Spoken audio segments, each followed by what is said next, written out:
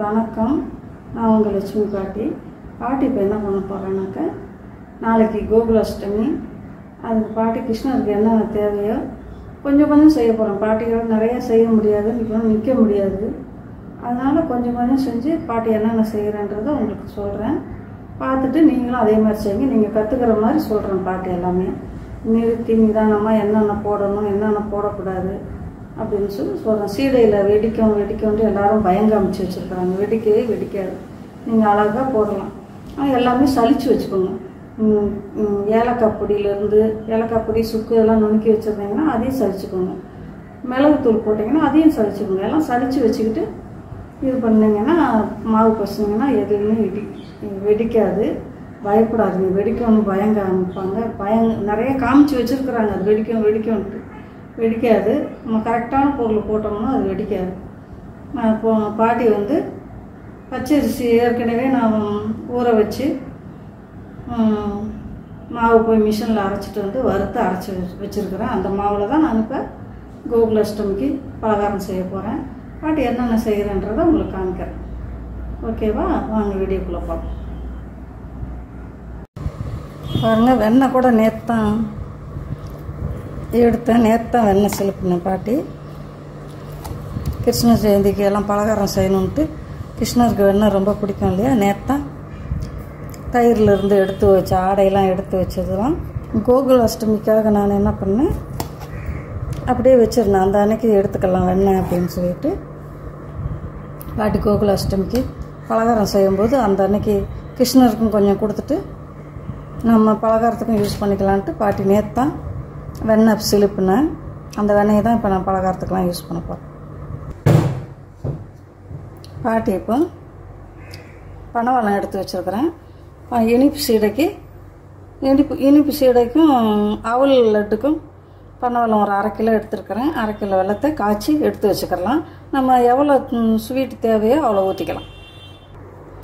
மாவு பாருங்கள், பாட்டி மாவு வறுத்து சலிச்சு வச்சுருக்கிற மாவு, உளுந்தம்பருப்பு வறுத்து அரைச்சி மிக்சியில் போட்டு அரைச்சி நான் சலிச்சு வச்சுருக்கிறேன். இது மட்டும்தான் இதில் வெளியில் கொடுத்து அரைச்சிட்டு வந்திருக்கிறேன். இது நான் வீட்டிலேயே அரைச்சி வச்சுருப்பேன். இது சுக்கு பொடி, சுக்கு, ஏலக்காய், ஜாதிக்காய், அந்த 3ஐயும் அரைச்சி வச்சுருப்பேன். பாட்டி எப்போவுமே ஸ்டாக்காக வச்சுருப்பேன். அதையும் சலிச்சு வச்சுருக்கிறேன். மிளகு பொடி அதுவும் சலிச்சு வச்சுருக்கிறேன். எல்லாமே சலிச்சு வச்சுக்கோங்க. வெண்ணெய் பாருங்கள், வெண்ணெய் சிலுப்பி வச்சுருக்கிறேன். நீங்கள் வெண்ணெய் இல்லாட்டி கடையில் வெண்ணெய் அன்சால்ட்டு பட்டரு, உப்பு இல்லாத பட்டர் வாங்கிக்கோங்க. கடையிலையும் கிடைக்கும். ஃப்ரிட்ஜில் வச்சுருந்தீங்கன்னா எடுத்து வெளியில் வச்சுருங்க. நம்ம செய்கிறதுக்கு 1 மணி, நம்ம பலகாரம் செய்கிறதுக்கு 1 மணி நேரத்துக்கு முன்னாலே எடுத்து வச்சுக்கோங்க. இப்போ பார்த்தீங்கன்னா இந்த கப்பால் 2 கப்பு, உங்கள் வீட்டில் எந்த கப்பு எடுத்துக்கிறீங்களோ, கிண்ணம் எடுத்துக்கிறீங்களோ அதில் எடுத்து எதில் அளந்து போட்டுக்கிறீங்களோ அளந்து போட்டுக்கோங்க. நான் இந்த கப்பால் 2 கப்பு எடுத்துக்கிறேன் மாவு. இது இடியாப்பம் மாவு தான். பாட்டி இடியாப்பம் எல்லாமே இதில் தான் நான் செய்வேன். பாட்டி 2 கப்பு போட்டுக்கோங்க போதும். 2 கப்பு மாவுக்கு ஒரு டேபிள் ஸ்பூன் உளுந்து மாவு போட்டுக்கிறேன் போதும். இப்போ உளுந்து மாவு 2 கப்பு அரிசி போட்டிருக்கேன். 1 டேபிள் ஸ்பூன் இது போட்டிருக்கேன் உளுந்த மாவு. அது கூடயே தேங்காயும் நல்லா நைஸாக அரைச்சிக்கோங்க மிக்சியில். மேலே இருக்கிற கருப்பு தோலெலாம் எடுத்துகிட்டு அரைங்க. கருப்பு தோல் இருக்கக்கூடாது. இது 1 டேபிள் ஸ்பூன் தேங்காய் போட்டுக்கலாம். திப்பியாக இருக்காமல் நல்லா நைஸாகவே மிக்சியில் போட்டு நல்லா அரைச்சிக்கோங்க. இது கார சீடை. மிளகுத்தூள் போட்டுக்கிறேன். 2 ஸ்பூன் மிளகுத்தூள். 2 ஸ்பூனில் இந்த சின்ன ஸ்பூனில் 2 ஸ்பூன் ஊற்றிருக்கேன். உப்பு அதுக்கு தேவையான அளவு உப்பு போட்டுக்கலாம். ஒரு 1½ டீஸ்பூன் உப்பு போட்டுக்கலாம். இதுக்கும் கொஞ்சம் வாசனை பொருள் கொஞ்சம் போட்டுக்கிடுவோம். ஒரு 1/2 ஸ்பூன் வாசனை பொருள் போட்டுக்கலாம். பெருங்காயம் நான் கட்டி பெருங்காயம் ஊற வச்சுருந்தேன். அது ஃப்ரிட்ஜில் வைக்கவும் கொஞ்சம் நல்லா கெட்டியாகிடுச்சு. இப்போ அதில் தான் கொஞ்சம் ஊற்றிக்கிறேன். ஃப்ரிட்ஜில் தான் வச்சுருவேன் நான். அது கூட நீங்கள் கொஞ்சம் கூட இதுக்கு திப்பியாக இல்லாமல் கொஞ்சம் நல்லா ஊற்றிக்கிறணும் பெருங்காயம். இப்போ இந்த சீடை மாவை கலக்கலாம். கார சீடை இது. இனிப்பு சீடை எப்படி செய்யணுன்றதை அதையும் காமிக்கிறேன் பாட்டி. உங்களுக்கு காரம் மிளகுத்தூள் எவ்வளோ தேவையோ அவ்வளோ போட்டுக்கோங்க. நான் மிளகுத்தூள் போட்டிருக்கிறேன். கார சீடைக்கு மிளகாலாம் போடலை, மிளகுத்தூள் மட்டும் போட்டிங்கன்னா ரொம்ப நல்லாயிருக்கும், சுவையாக இருக்கும். நம்ம பிரசாதம் செய்யும்போது மிளகாய் போடாதீங்க, மிளகுத்தூள் போடுங்க. இன்னும் கொஞ்சம் கூட நான் மிளகுத்தூள் போட்டுக்கிறேன், ஒரு 1/2 ஸ்பூன் போட்டுக்கிறேன்.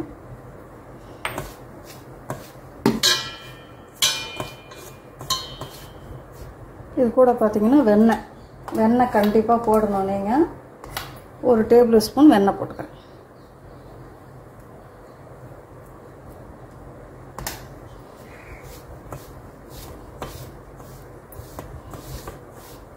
இப்போ பார்த்திங்கன்னா எள்ளு போடுறேன், கருப்பு எள்ளு, அது 1 டேபிள் ஸ்பூன் போட்டுக்கலாம். இந்த சின்ன டீஸ்பூனில் 4 டீஸ்பூன் வச்சு 4 ஸ்பூன் போட்டோம்னா தான் 1 டேபிள் ஸ்பூன் ஆகும். எள்ளு போட்டுக்கோங்க, கருப்பு எள்ளு போட்டுக்கோங்க, நல்ல வாசனையாக இருக்கும். இன்னும் கொஞ்சம் எண்ணெய் போட்டுக்கலாம். அப்படி பிடிச்சி பார்த்தோம்னா ஒட்டணும்.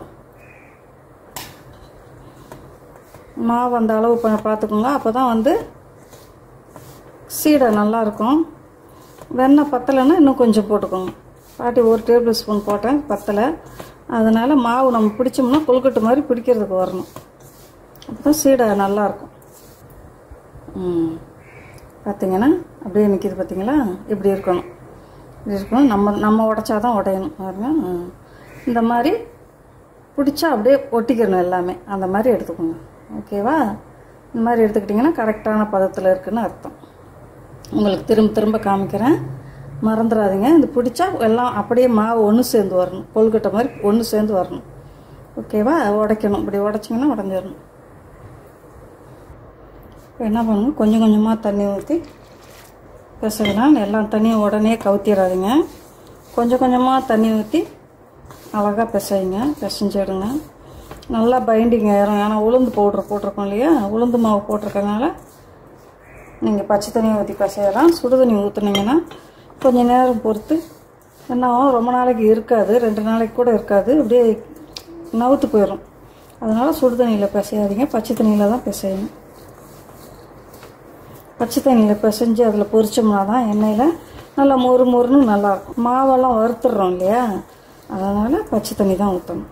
சோடா மாவுலாம் போடாதீங்க, சோடா மாவுலாம் போடவே கூடாது. வெண்ணெய் போட்டிருக்கோம் இல்லையா, சோடா மாவு போடலாம் அப்படின்னு போடாதீங்க, சோடா மாவு போட்டால் தான் வெடிக்கும், போடாதீங்க. இந்த அளவுக்கு உருட்டி வச்சுக்கோங்க. இது இருக்கட்டும், நான் இனிப்பு சீடை எப்படி செய்கிறேன்றது காமிக்கிறேன். பார்த்தீங்கன்னா இந்த மாவு இந்த அளவுக்கு உருட்டினீங்கன்னா போதும். இதை எடுத்து ஒரு வாரமாக மூடி வச்சிடலாம். எடுத்து இந்த கிணத்துல போட்டு மூடி வச்சுருவோம். மாவு காயாமல் மூடி வச்சுருங்க.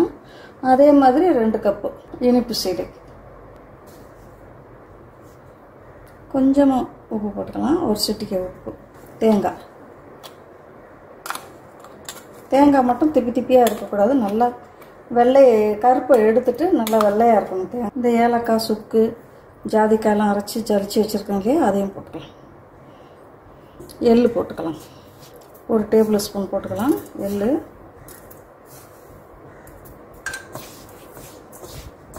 வெல்லமும் வடிகட்டிக்கிறணும். பார்த்திங்கன்னா வெல்லத்துலேயும் ஏதாவது குப்பை இருக்கும் இல்லையா, வெல்ல சீடைக்கு அதையும் வடிச்சுக்கோங்க. இதில் ஒன்றும் இல்லை, சுக்கு இதெல்லாம் போடுவாங்க பனை வெல்லத்தில், அது மட்டும்தான் இருக்குது. இருந்தாலும் அது வடிச்சுக்கலாம், வேண்டாம். கூட உளுந்து மாவு 1 ஸ்பூன் போட்டுக்கிறேன். வெண்ணெய் 1.5 டீஸ்பூன் போட்டுக்கலாம். முதல்ல பத்தாமல் போயிடுச்சு, 1.5 டீஸ்பூன் வெண்ணெய் போட்டுக்கலாம். வெண்ணெய் வீட்டில் மாவு பால் வாங்கி நீங்கள் ஆடை எடுத்து வச்சுருந்தீங்கன்னா இந்த டைமில் வெண்ணெய் எடுத்துக்கோங்க. அப்படி இல்லைன்னு கடையில் வாங்கிக்கோங்க. இல்லாட்டி அதுவும் இல்லைன்னா வாசனை இல்லாத எண்ணெய் ஊற்றிக்கோங்க. தேங்காய் எண்ணெய் ஊற்றுங்க, நல்லாயிருக்கும். தேங்காய் எண்ணெயில் பொரிச்சிங்கன்னா கூட ரொம்ப ரொம்ப டேஸ்ட்டாக இருக்கும். நான் அடிக்கடி சீடை, என் பேரனுக்கு ரொம்ப இஷ்டம் சீடை, என் பையனுக்கும் ரொம்ப ரொம்ப இஷ்டமாக சாப்பிடுவாங்க. அடிக்கடி செஞ்சு கொடுப்பேன். இன்றைக்கி நம்ம கிருஷ்ணருக்கு செய்கிறேன். எல்லாத்துக்கும் ஆனால் உளுந்து மாவு போடணும், அப்போ தான் அது பைண்டிங் ஆகும். கடலை மாவுலாம் போட்டுறாதீங்க, உளுந்து மாவு மட்டும்தான் போடணும். வறுத்திங்கன்னா 1 கிளாஸ் போட்டு வறுத்து மிக்சியில் போட்டு அரைச்சிங்கன்னா பவுட்ரு ஆயிரும். பாட்டி அந்த மாதிரி தான் வறுத்து பவுட்ரு பண்ணி வச்சுருக்கிறேன். பிடிச்சி பார்க்கலாம் எப்படி இருக்குன்ட்டு. பாருங்கள், இது கரெக்டாக வந்துருச்சு பார்த்தீங்களா. இது இருக்கு பாருங்கள். இப்படி உடையக்கூடாது, உடையாமல் இருக்கணும். இது கரெக்டான பதம்.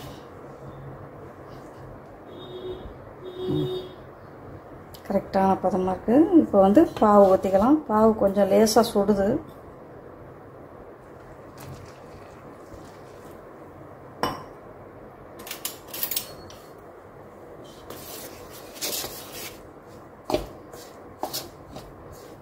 பாட்டி வந்து வெல்லம் ஊருக்கு போனால் பனை வெல்லம் வாங்கிட்டு வந்துடுவேன். அதனால் வெல்லம் அதிகமாக யூஸ் பண்ண மாட்டேன், பனை வெல்லம் தான் யூஸ் பண்ணுவேன் பாட்டி. இன்னும் கொஞ்சம் ஊற்றிக்கலாம்.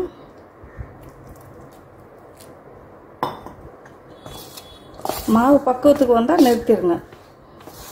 இவ்வளோதான் ஊற்றணும் அவ்வளோதான் ஊற்றணும்லாம் கிடையாது. மாவு நம்ம உருண்டை பிடிக்கிற அளவுக்கு வந்துடுச்சுன்னா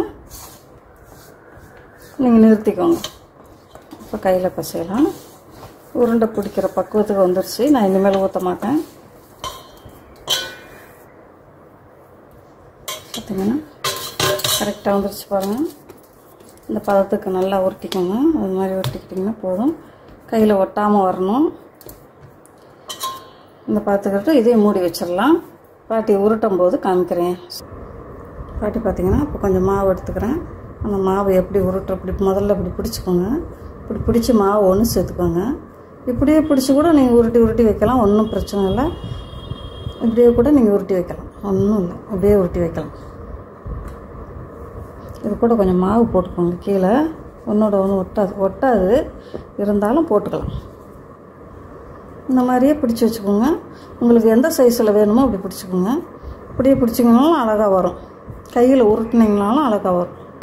பாட்டி எல்லா உருண்டையும் உருட்டிட்டு காமிக்கிறேன், இல்லாட்டி வீடியோ லாங்காக போகும். நல்லா உருட்டி எல்லா உருண்டையும் உருட்டி எடுத்துகிட்டு உங்களுக்கு எப்படி பாட்டி எல்லாம் எப்படி வந்திருக்குன்றதை காமிக்கிறேன். அப்புறம் எண்ணெயில் போடுறத பார்க்கலாம். பாட்டி பார்த்திங்கன்னா மாவு இப்படி உள்ளங்கையில் வச்சு இப்படி ஒரு அழுத்திட்டு உருட்டினீங்கன்னா ஈஸியாக வந்துடும். மாவு நம்ம கரெக்டாக பிணைஞ்சோம்னா கரெக்டாக வரும். இப்போ வெள்ளை சீடை, கார சீடை பாருங்கள், நல்லா உருட்டுறதுக்கு நல்லா வருது. பாட்டி நான் உருட்டிட்டேன், எத்தனை உருட்டிட்டேன் பாருங்கள். இப்படி எடுத்து மாவு உள்ளங்கையில் வச்சு இப்படி அழுத்தம் கொடுத்துட்டு அப்படி லேசாக அப்படி உருட்டினீங்கன்னாவே போதும், அருமையாக வரும். ஒன்றும் கஷ்டம் இல்லை. சீடை செய்யணுன்னா ரொம்ப ஈஸி. இனி எல்லாருமே செஞ்சு குழந்தைங்களுக்கு கொடுங்க. இது ஒரு பயமும் இல்லை, வெடிக்காது. பாட்டி பொரிச்சு காட்டுறேன் பாருங்கள், வெடிக்கவே வெடிக்காது. அது நீங்கள் வெடிக்கணுன்ட்டு சீடை செய்யாமல் இருந்துடாதீங்க, கடையில் வாங்காதீங்க. நீங்களே முயற்சி பண்ணி செஞ்சு கிருஷ்ணருக்கு பிரசாதம் கொடுங்க. கிருஷ்ணர் கோயிலில் வந்து ஒருத்தர் மூத்த தலைவருங்க, மூத்த பூசாரிங்க இருக்காங்க. மூத்தவங்க 2 பேர். கிருஷ்ணர் கோயிலில் எங்கள் வீட்டு பக்கத்தில் கிருஷ்ணர் கோயில் இருக்குது, பெரிய கோயில். அவங்க தான் எனக்கு ஒரு 2010 பாட்டிக்கு கிருஷ்ணர் கொண்டாந்து கொடுத்தாங்க.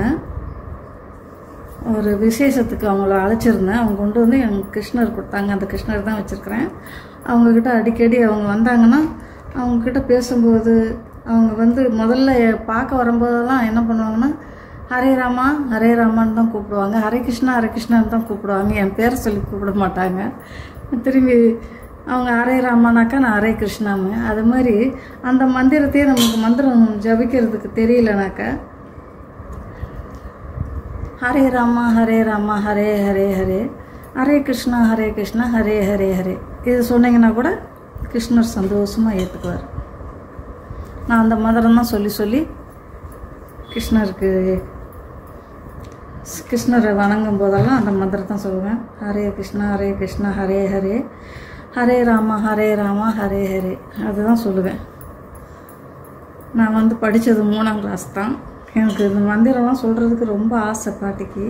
ஆனால் படிக்க தெரியல. என்னால் என்ன தெரியுமோ அதெல்லாம் மனப்பாடம் வச்சு சாமிக்கிட்ட சொல்லிட்டு வருவேன். பாருங்கள், சிவடை எடுத்து போட்டுக்கலாம்.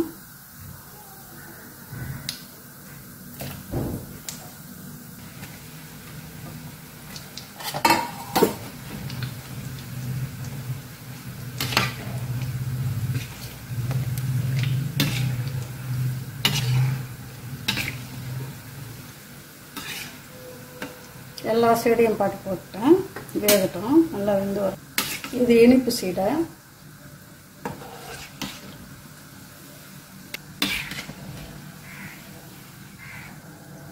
இப்போ எடுத்துக்கலாம்.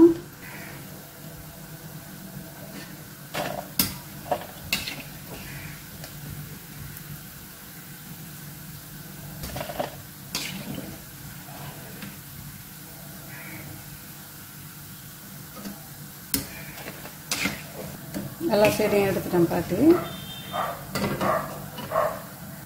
பார்த்தீங்கன்னா கார சீடை போட்டுக்கலாம்.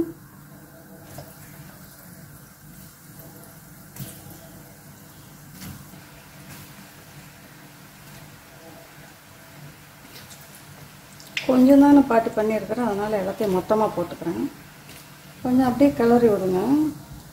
கரண்டி போட்டு பயந்துக்கிட்டு தள்ளி நிற்காதீங்க, ஒன்றும் செய்யாது. பாட்டி செஞ்ச மாதிரியே பாட்டியெல்லாம் ஸ்டெப்பு ஸ்டெப்பாக மெதுவாக தான் எல்லாம் ஒன்று ஒன்றா காமிச்சிருக்கிறேன். பாட்டி நிறுத்தி நிதானமாக சொல்லியிருக்கிறேன். எல்லாம் மெதுவாக தான் உங்களுக்கு என்னென்ன போடுறேன்றதெல்லாம் காமிச்சிருக்கிறேன். அதே மாதிரியே பண்ணுங்கள். எப்போவுமே நீங்கள் ஸ்நாக்ஸாக கூட பண்ணி சாப்பிட்லாம். குழந்தைங்களுக்கு லஞ்ச் பாக்ஸுக்கு கொடுத்து விடலாம் ஸ்நாக்ஸாக.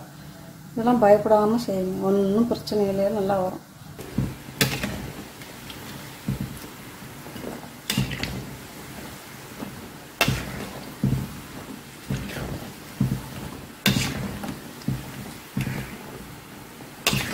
இன்னும் ஒரு 5 செகண்ட் இருக்கட்டும், எடுத்துடலாம்.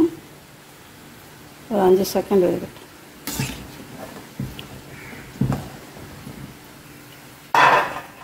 சவுண்டு பார்த்தீங்களா, எப்படி சவுண்டு வருது பாருங்க.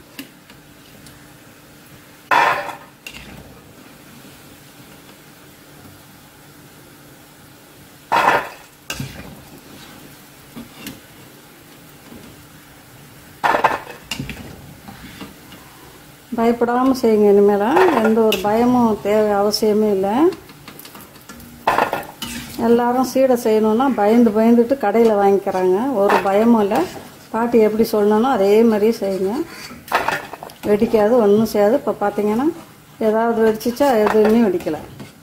அந்த மாதிரி பயப்படாமல் செய்யுங்க. கடையில் வாங்காமல் உங்கள் கைப்பட கிருஷ்ணருக்கு செஞ்சு கோகுலாஷ்டமி சந்தோஷமாக கும்பிடுங்க. பாட்டி இது கார சீடை, இது ஸ்வீட் சீடை.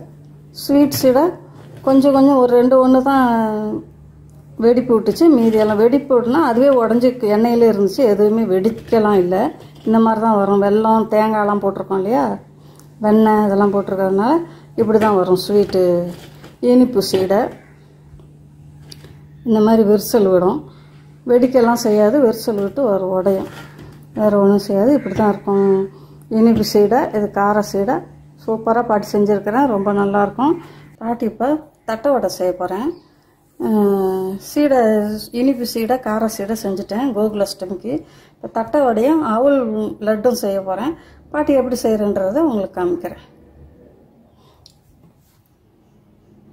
இது வந்து மாவு ஊற வச்சு காய வச்சு, ரொம்ப காய வைக்கல, நிழலில் காய வச்சு தான் நான் பாட்டி எடுத்து அரைச்சி சலிச்சு வச்சுருக்கிறேன் மாவு. இதில் 2 டம்ளர் எடுத்துக்கலாம். இந்த பவுலில் 2 எடுத்துக்கிறேன். இந்த கப்பில் கொஞ்சம் தான் பாட்டி செய்கிறேன், அதிகமாக செய்கிறேன்.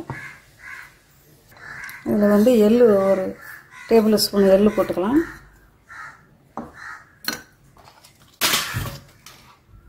பெருங்காயம், ஊற வச்ச பெருங்காயம் கொஞ்சம் ஊற்றிக்கலாம், 1 ஸ்பூனு. தேவையான அளவு உப்பு போட்டுக்கலாம்.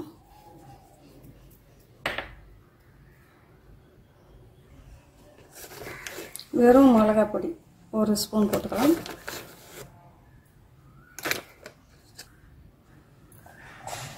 மிளகுத்தூள் ஒரு 1/2 ஸ்பூன் போட்டுக்கலாம்.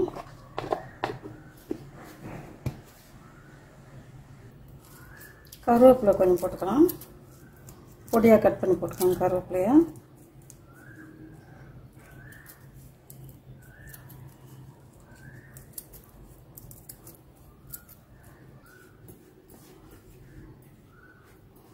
இது கூட கொஞ்சம் வெண்ணெய் போட்டுக்கலாம்.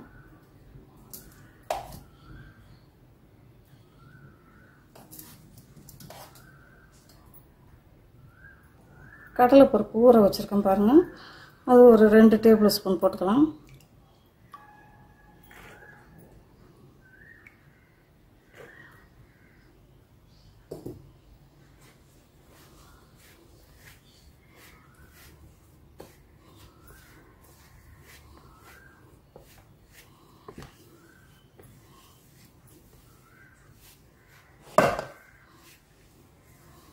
நல்லா பிசைஞ்சு கொடுத்துருங்க.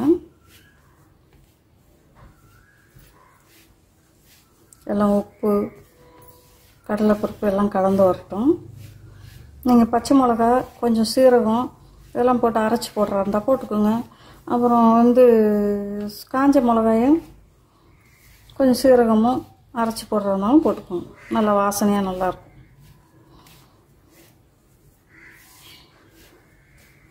கட்டி பெருங்காயம் கண்டிப்பாக ஊற வச்சு போடுங்க. எந்த பலகாரத்துக்கும் கட்டி பெருங்காயம் ஊற்றுனீங்கன்னா கார பலகாரத்துக்கு நல்ல வாசனையாக நல்லாயிருக்கும். இப்போ தண்ணி கொஞ்சம் கொஞ்சமாக ஊற்றிக்கிறோம். இது கூட கொஞ்சம் கடலைப்பருப்பு மாவு போட்டுக்கலாம். மறந்துட்டேன் பாட்டி போடுறதுக்கு. 2 டேபிள் ஸ்பூன் கடலை மாவு போட்டுக்கலாம். 2 டேபிள் ஸ்பூன் போட்டுக்கோங்க போதும், அதிகமாக போடாதீங்க. 1 டேபிள் ஸ்பூன் உளுந்து மாவு.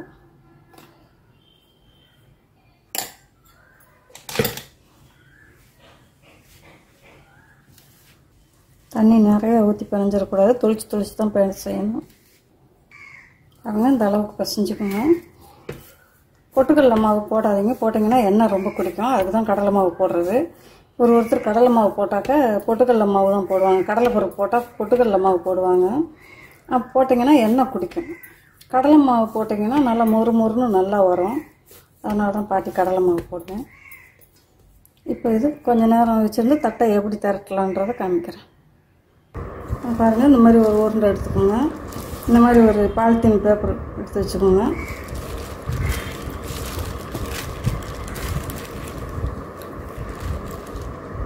இந்த மாதிரி ஒரு tiffin box, round tiffin box எடுத்துக்கோங்க. அப்படி அமுக்கணிங்கன்னு வச்சுக்கோங்க.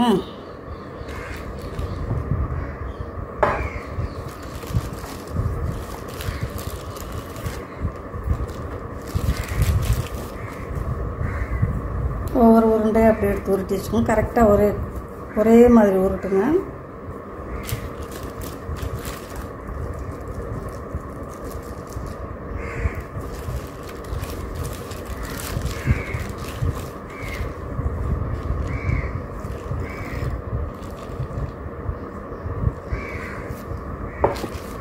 நீங்கள் எவ்வளோ மெலிசாக வேணுமோ அவ்வளோ மெலிசாக எடுத்துக்கணும்.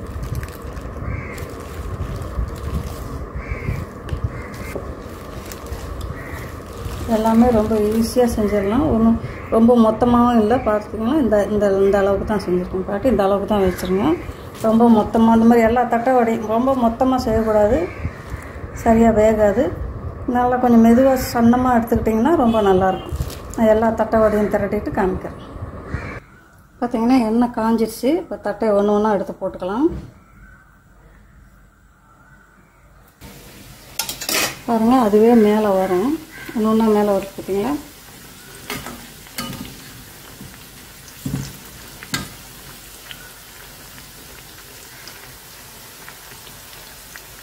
போட்ட உடனே மேலே வந்துடுச்சு. கொஞ்சம் நேரம் வேகட்டும். உளுந்து மாவு கொஞ்சம் கடலை மாவு போட்டோம்னாலே கொஞ்சம் நல்லா மொறுமொறுப்பு கொடுக்கும்.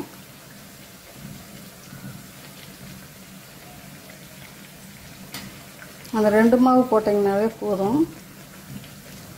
முறுக்குக்கு கூட நீங்கள் 2 டம்ளர் பாட்டி இப்போ எடுத்தேன் இல்லையா, கொஞ்சமாக முறுக்கு செய்வீங்கன்னா 2 டம்ளர் எடுத்துகிட்டு 2 ஸ்பூன் கடலை மாவு போடுங்க, 2 ஸ்பூன் உளுந்து மாவு போடுங்க. பிசைஞ்சு போட்டிங்கன்னா ரொம்ப அருமையாக வரும் முறுக்கு. பாட்டியால் ரொம்ப நேரம் நிற்க முடியாது, கொஞ்சம் கொஞ்சமாக தான் பாட்டி செய்ய முடியும். அதனால் நான் முறுக்கு இன்னொரு நாளைக்கு காமிக்கிறேன். உங்களுக்கு ஈஸியாக எப்படி செய்கிறதுன்றது காமிக்கிறேன். நீங்கள் இடியாப்ப மாவை அரைச்சி வச்சுக்கிட்டிங்கனாலே போதும். ஒரு 2 மணி நேரம் அரிசியை ஊற வைங்க. ஊற வச்சுட்டு நிழல்லையே காய வைங்க. நிழலில் காஞ்சி இப்படி பிடிச்சிங்கன்னா மாவு அரிசி கையில் ஒட்டும். ஒட்டி கீழே கொட்டுற மாதிரி தெரியும் அந்த பதம். அது தெரிஞ்சுன்னு மிஷினில் கொடுத்து நீங்கள் அரைச்சிட்டு வந்து வச்சுட்டு மாவை கொண்டு வந்தோடனே மாவை வறுத்துட்டு வச்சிடணும். இடியாப்பம் செஞ்சுக்கலாம், கொழுக்கட்டை செஞ்சுக்கலாம், இந்த என்ன பலகாரம் வேணுமோ நம்ம செஞ்சுக்கலாம். இப்போ அதே மாவில் தான் பாட்டி இதெல்லாம் செய்கிறேன். மாவு அரிசி தான் வாங்கணுன்றதெல்லாம் கிடையாது. நீங்கள் பச்சரிசி, எந்த பச்சரிசி இருக்கோ உங்கள் வீட்டில் சமையல் செய்கிற பச்சரிசி இருந்தால் கூட ஊற வச்சுக்கோங்க. பாட்டி இப்போ அரைச்சதெல்லாம் ரேஷன் அரிசி தான். ரேஷன் அரிசி பச்சரிசியில் தான் ஊற வச்சு காய வச்சு அரைச்சி வச்சுக்கிடுவேன். ரேஷன் அரிசி வாங்கிட்டு வந்த உடனே ரேஷன் அரிசியில் தான் இட்லி போடுவேன். அதே மாதிரி ரிப்பன் பக்கோடா செய்யணுன்னாலும் அதே மாதிரி மாவு போட்டுக்கோங்க. போட்டு கொஞ்சம் காரம், உங்களுக்கு காரம் பெருங்காயத்தூள் எல்லாம் போட்டு எள்ளு போட்டுக்கோங்க, ஓமம் போட்டுங்க. போட்டு இப்போ ரிப்பன் பக்கோடா புரிஞ்சுக்கலாம். அதே மாவு தான். நல்லா மொறு மொறுன்னு வந்துருச்சு. எடுத்துக்குவோம். சத்தம் கேட்குதா? எண்ணெய் குடிக்கவே குடிக்காது. எண்ணெய் குடிக்கவே இல்லை பாருங்கள். அப்பப்போ நீங்கள் ஸ்நாக்ஸு கொஞ்சம் கொஞ்சம் மாவு பசைஞ்சு அரைச்சி வச்சுக்கிட்டிங்கன்னா வீட்டிலையே நீங்கள் செஞ்சு சாப்பிட்லாம். கொஞ்சம் கொஞ்சம் சீக்கிரம் செஞ்சாலும். இப்போ அடுத்தது நான் ஒன்று ஒன்றா போட்டு எடுத்து எண்ணெயில் போய் எப்படி எடுத்து காமிக்கிறேன் உங்களுக்கு. அதே மாதிரியே பண்ணிங்கன்னா ஈஸியாக இருக்கும். நல்லா மொறு நல்லா வச்சு எண்ணெய் குடிக்கவே பாருங்கள். பாட்டு ஊற்றுன எண்ணெய் அப்படியே இருக்குது. அதிலே சீடை செஞ்சுட்டேன். இனிப்பு சீடை, கார சீடை. 1 லிட்டர் எண்ணெய் ஊற்றினேன். இனிப்பு சீடை, கார சீடை, தட்டை. எதுவுமே எண்ணெய் குடிக்கலை. அடுப்பு வந்து ஒரே பக்குவமாக தான் எரிக்கணும். சின்னது பெருசு இப்படியெல்லாம் எரிக்காதீங்க. ஒரே பக்குவமாக அடுப்பை கொண்டு வாங்க. இப்போ ஒன்று ஒன்றா போடுறேன் பாருங்கள்.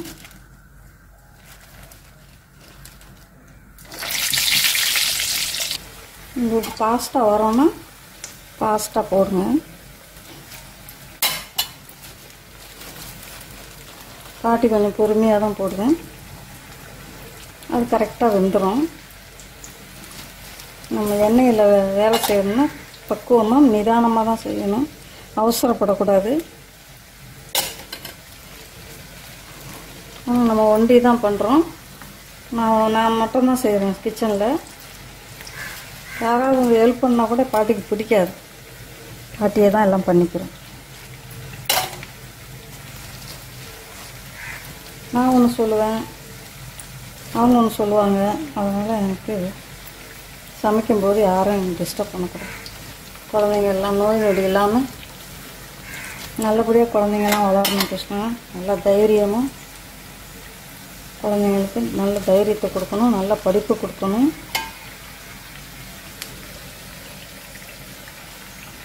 சீரம் சிறப்புமாக நல்லா அவங்க வாழணும். அதையும் பாட்டி வேண்டிக்கிறேன். உங்களுக்கு எல்லாருக்குமே வேண்டிக்கிறேன். கிருஷ்ணருக்கு வேணுங்கிறோம். நம்மன்னா தான் காரம் இந்த மாதிரி செய்கிறோம். மார்கழி இவங்கெல்லாம் பார்த்திங்கன்னா தாத்தாவுடைய ஃப்ரெண்டெல்லாம் மலேசியாவில் இருப்பாங்க. அவங்கெல்லாம் ஸ்வீட் செஞ்சாங்கன்னா கலர் கலராக இருக்கும். கலர் கலராக என்னென்னமோ செய்வாங்க. ஜிலேபி, லட்டு, பூந்தி. இந்த கலர் கலராக ஒரு பூந்தி இருக்குமே, அந்த பூந்தி. அப்புறம் வந்து கிருஷ்ணருக்கு வந்து நைட்டில் தான் கோலாட்டம் அடித்து டான்ஸ் எல்லாம் ரொம்ப பிரமாதமாக இருக்கும். அவங்க கிருஷ்ண ஜெயந்தி கொண்டாடுறது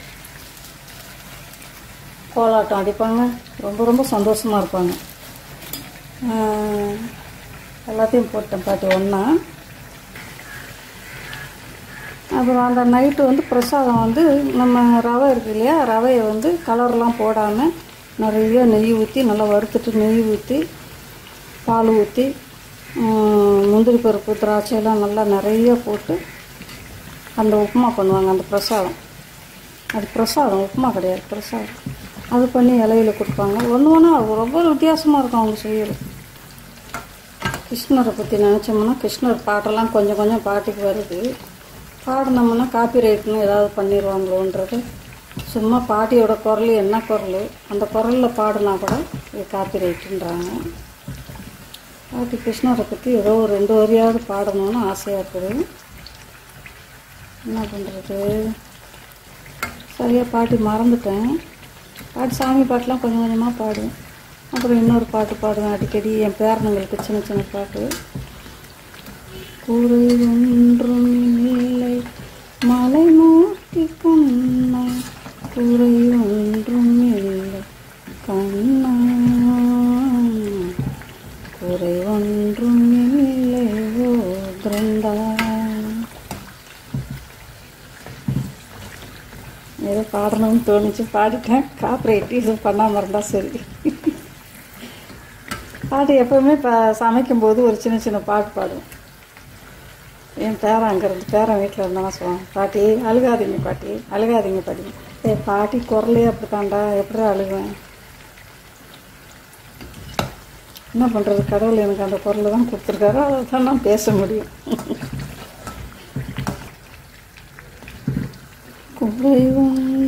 குறை ஒன்றும் இல்லை மலைமூர்த்தி கண்ணா, குறை ஒன்றும் இல்லை கண்ணா, குறை ஒன்றும் இல்லை பிறந்தா. சிரிக்காதீங்க, பாட்டி வந்து தெரிஞ்சதை கிருஷ்ணருக்கு ஒரு பாட்டு பாடிட்டேன். இப்போ ஸ்டவ் ஆஃப் பண்ணிடலாம். முடிஞ்சிடுச்சு. பாட்டி எல்லா தட்டவடையும் சுட்டுட்டேன். ரொம்ப நேரம் நிற்கவே முடியாது பாட்டியால். இங்கே சேர் போட்டும் உட்கார்றதுக்கு சரியான வாட்டம் இருக்காது. எல்லா தட்டவடையும் சுட்டாச்சு. எடுத்து கொஞ்சம் ஆற வச்சிடலாம். இப்போ வந்து அவல் லட்டு எப்படி செய்கிறேன்றதை காமிக்கிறேன். பாருங்கள், 250 கிராம் அவல் 2 தடவை கழுவி வச்சுருக்கிறேன். 2 தடவை கழுவி வச்சுருக்கேன். சிகப்பு அரிசி, அது கூட கொஞ்சம் தேங்காய் பூ போட்டுக்கலாம்.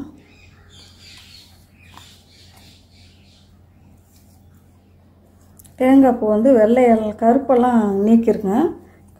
கருப்பு நீக்கிட்டு, கருப்போட நீக்கிட்டு அரைச்சி போடுங்க. திருவினிங்கன்னா கூட பரவாயில்ல. பாட்டி கீழே உட்காந்து திருவிட்டு எந்திரிக்க முடியாது, அதனால் மிக்சியிலேயே அடிச்சுக்கலாம். பாட்டியும்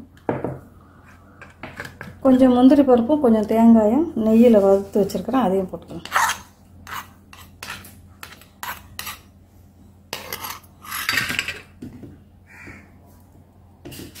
இதை நல்லா கலரிக்கலாம். கொஞ்சம் ஏலக்காய் பொடி போட்டுக்கலாம்.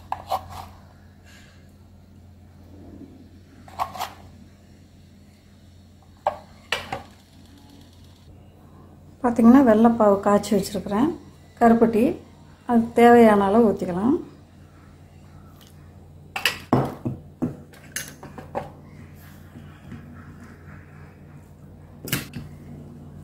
$200 காய்ச்சி வச்சுக்கோங்க, இப்போ தான் கொஞ்சம் இனிப்பு நல்லாயிருக்கும். இது 250 கிராம் அவல் இல்லையா, 200 கிராம் வெள்ளைப்பாவு காய்ச்சிக்கோங்க.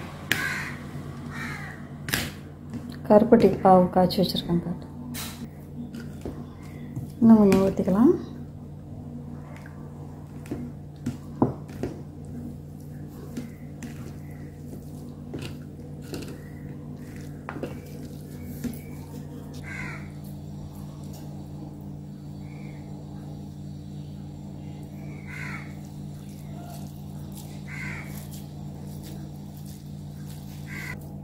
இந்த மாதிரி எல்லா லட்டையும் பிடிச்சி காமிக்கிறேன் பாட்டி.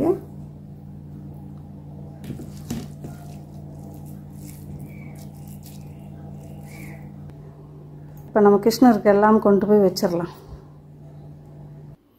பாட்டி பாருங்கள், கிருஷ்ணருக்கு வெண்ணெய் வச்சுட்டேன். இந்த கிருஷ்ணர் தான் எனக்கு கிருஷ்ண கோயிலிருந்து அவங்க கொண்டு வந்து எனக்கு கொடுத்தாங்க. இந்த கிருஷ்ணர் இவர் 2010 கொண்டு வந்து கொடுத்தாங்க. இவர் தான் என்ன கோகுலாஷ்டமி வரும்போது இவர் எடுத்து வச்சு நான் கும்பிடுவேன். இந்த ராதையும் கிருஷ்ணனும் இருக்காங்க பாருங்கள். அவங்களுக்கு பாட்டியால் என்னென்ன முடியுமோ அது மட்டும் செஞ்சு வச்சுருக்கிறேன். சீடை வச்சுருக்கிறேன், இனிப்பு சீடை, கார சீடை, அவல் லட்டு, தட்டை அதெல்லாம் பண்ணி வச்சுருக்கிறேன் பாருங்கள். இந்த வீடியோ உங்களுக்கு பிடிச்சிருந்தா பாட்டிக்கு லைக் பண்ணுங்கள், ஷேர் பண்ணுங்கள், கமெண்ட் பண்ணுங்கள். பாட்டிக்கு மறக்காமல் சப்ஸ்கிரைப் பண்ணுங்கள். தேங்க்யூ. ஹரே கிருஷ்ணா, ஹரே ராமா, ஹரே ஹரே.